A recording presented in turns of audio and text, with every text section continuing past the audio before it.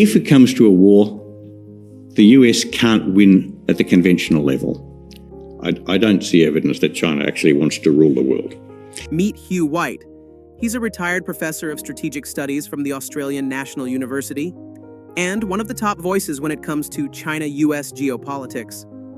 In this video, he dives into why, in his view, the US simply can't win a war against China. The first is that the contest between the US and China is much more equal than the contest between the US and the Soviet Union for a simple, really important reason, and that is that China's economy is as big as America's, functionally. How is the US-China contest in East Asia like the Cold War, and how is it different? And how reassured or alarmed should we be by the similarities and differences? Well, let me just start by very quickly listing some of the obvious ways in which it is just like the Cold War, in which it's not like the Cold War.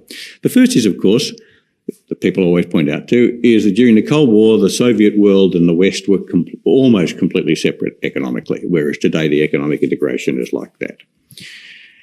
The second is that the integration is not just economic but social and human. There's enormous connectivities at every level between China and the West, between China and the United States, including a huge amount of people movement. The third is that the contest today lacks the sharp ideological edge of the Cold War between capitalism and communism. Now, there is a sort of a question about that in some people's mind, and I think it's an issue that's interesting to discuss. But as a broad proposition, I think that's right. I don't think what we're seeing here is a clash of ideologies. I think it's much more a traditional clash of power political ambitions. And the fourth way in which it's obviously different is that China doesn't have a bloc the way the Soviet Union did. The Soviet Union led a big group of nations, relatively powerful nations, some of them. And China doesn't. China is much more alone. And there are significant ways in which the Cold War today is not like the old Cold War, and the ones that are often cited in the debates you see in the literature. The less obvious, but I think in some ways more important way in which the analogy is obviously incorrect is that China's aims are very different from the Soviet aims. The Soviet Union, at least at the start, really did aim to dominate the world. And that and in a way that I'll touch on a bit later, that was not an impossible, not a wholly implausible objective for the Soviet Union to have. And so it really was a rival with the United States for global hegemony. China, I don't believe, is that. And again, I'll explain why I think that in a little while. But China's ambition is to become the dominant power in East Asia and the Western Pacific. That is itself a very radical, very significant, and in many ways very disturbing ambition, but is not the same as trying to dominate the world. If to the extent that China has a global ambition, it is the ambition to be at least an equal with the United States on the global stage. I don't see evidence that China actually wants to rule the world. And in broad terms, all of those differences that I've just listed are kind of reassuring. That's on the reassuring side of the thing. Okay, this is going to be manageable. It's not going to be so hard. But there are a whole lot of other differences which I think are much less reassuring. The first is that the contest between the US and China is much more equal than the contest between the US and the Soviet Union for a simple, really important reason, and that is that China's economy is as big as America's, functionally. And it's important to remember that on its best day, the Soviet economy was never more than about half the size of America's. It was the second biggest economy in the world, which is also worth remembering, but it was only half the size of America's.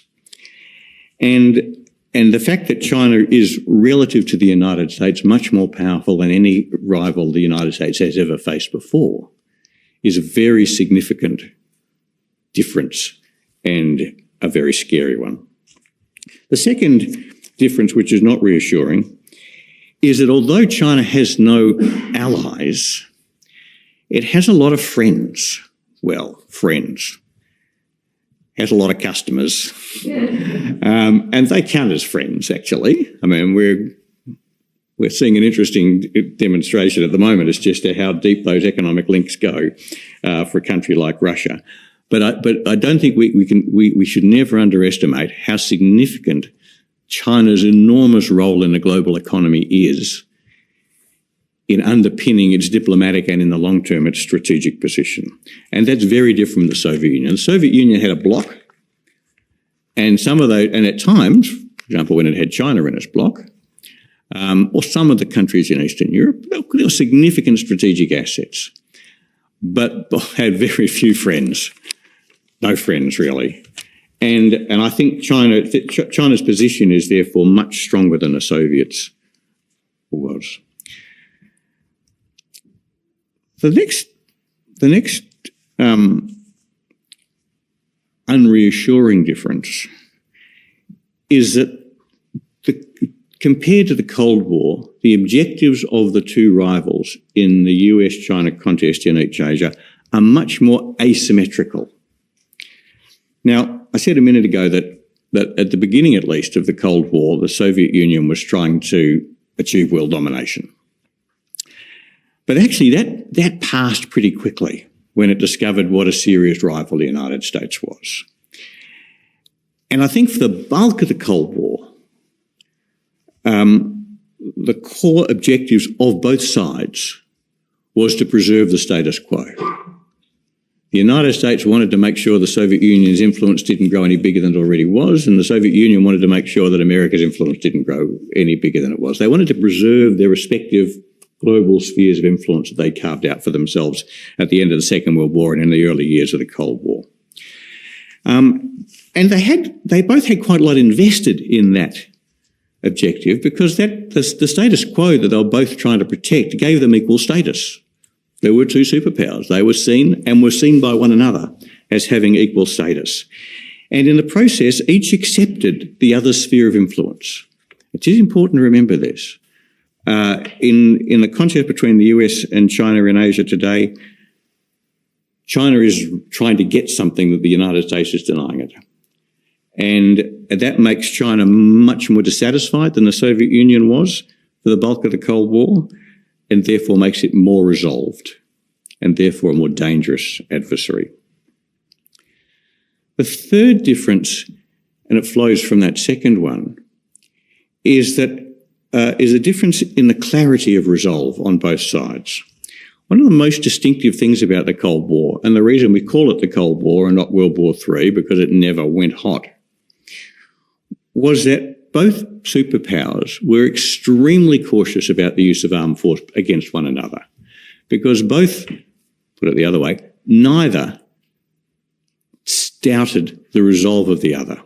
One of the most distinctive things about those long, scary decades is that when all was said and done, and there were a few bad days in the office, Berlin a couple of times, Cuba obviously, but most of the time, both sides were absolutely convinced that if the other one, that if they pushed their tanks across the Iron Curtain, across the line down the middle of Europe, they would be in a war and the war would go nuclear. They didn't doubt that the other side would fight. And that was immensely stabilising. The fact that both sides had a very high confidence in the resolve of the other meant that neither side was at all tempted to try anything on. And that was a very significant and very, in retrospect, we can see a very reassuring part of what made the Cold War, in the end, in a weird way, the peaceful order it was. And that's particularly notable on the part of the United States. The fact that the United States could convince the Soviet Union that it was willing to fight to defend Berlin in a war that everyone knew we're pretty sure, would quickly escalate to a nuclear exchange. And that nuclear exchange could include devastating nuclear attack on the continental United States. The fact that the United States could convince the Kremlin that they are willing to fight that war is a pretty remarkable thing. And it was a major achievement of US statecraft. If they hadn't convinced the Soviets of that, then it's very likely that the Cold War would have ended very differently from the way it did. And it's particularly notable because, of course, that proposition is so contrary to what one should, I think, still legitimately see as a fundamental tenet of American statecraft, and that is that being a continent that dominates, being continental power that dominates its own hemisphere, which is guarded by two very broad oceans, isolationism comes very naturally and is a very sensible policy. The reason why the United States succeeded in convincing the Soviet Union of its resolve was that they convinced the Soviet Union that Americans believed that even in their own hemisphere with those broad oceans on either side, a Soviet Union that dominated, for example, that came to dominate Western Europe would come to dominate Eurasia, and any country that dominated Eurasia as a whole could threaten the United States despite the inherent security of its geographical endowment. And of course, the United States was right to fear that. The Soviet Union, particularly early in the Cold War, had the capacity to dominate Eurasia because the other countries in Eurasia were small and weak. Were weak even if they weren't small. There was China, a very poor country, and of course, for the first portion of the Cold War, a Soviet strategic asset. There was India. There was Western Europe at the beginning of the Cold War, flat on its back, devastated by World War II. The Soviet Union was by miles the strongest power in Eurasia, and without US support, its capacity to dominate Eurasia was pretty clear. And so it was quite easy, that being true, for the United States to persuade the Soviets that the Americans regarded their security at home in the Western Hemisphere as depending on defending Berlin, and therefore that they were willing to fight that kind of devastating war in order to do so. Now, in East Asia today, that's much less clear. I think the United States strongly believes that that China understands its resolve. And I think there's a kind of assumption in the United States that its resolve is strong.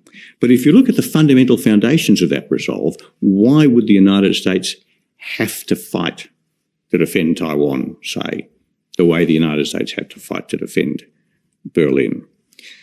But the rationale looks much weaker, and the rationale looks weaker because the United States' security is not nearly as badly affected by a China which ends up dominating Taiwan or goes on, as it easily could, to dominate East Asia and the Western Pacific, as it would have been by a Soviet Union that went on to dominate Western Europe and then went on to dominate Eurasia. Because no matter how well the Chinese do in East Asia and the Western Pacific, even if they achieve domination over that very substantial area, it can't go on to dominate Eurasia. Because although China is very strong relative to the United States compared to the Soviet Union, it's weaker relative to the other countries in the system. Compared to India, compared to Russia, compared to Europe, China is not as strong as the Soviet Union was compared to the other countries in Eurasia during the Cold War. And so the chances of China dominating Eurasia are much lower, and the chances of China being able to threaten the United States is therefore lower. The imperative for the United States to prevent China dominating East Asia and the Western Pacific is therefore lower. And that doesn't just weaken America's imperatives, it undermines the credibility of its resolve in Beijing. Which gets me back to the point that the clarity of resolve on both sides, which was such a critical part of what kept the Cold War stable, is much weaker in this new Cold War than it was during the old one.